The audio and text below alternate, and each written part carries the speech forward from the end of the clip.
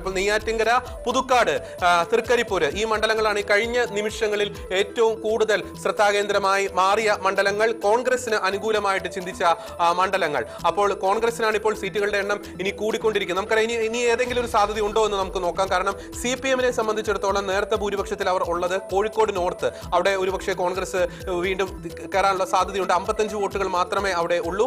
Manalur professor Shri Ravindranath 1600 വോട്ടുകൾ മാത്രമേ ഭൂരിപക്ഷം അവിടെയുള്ളൂ. ദേവികുളം അഡ്വക്കേറ്റ് A രാജ 340 വോട്ടുകളുടെ ഭൂരിപക്ഷം. കഴക്കൂട്ടം, പക്ഷേ കഴക്കൂട്ടം രണ്ടാം സ്ഥാനത്ത് നിൽക്കുന്നത് BJP ആണ്.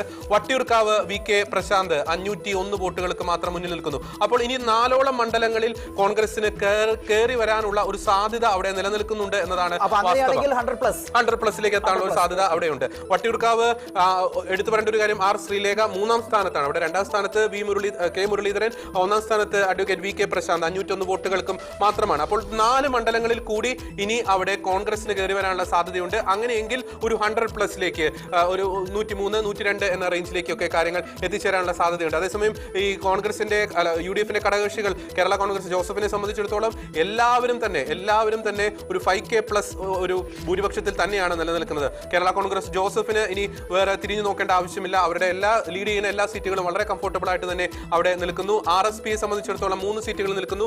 അവരും ശക്തമായിട്ടുള്ള ഭൂരിപക്ഷത്തിൽ തന്നെയാണ്. എല്ലാവരും ഒരു ആവറേജ് 10K+ ഭൂരിപക്ഷത്തിൽ തന്നെ RSPയും നിൽക്കുന്നു.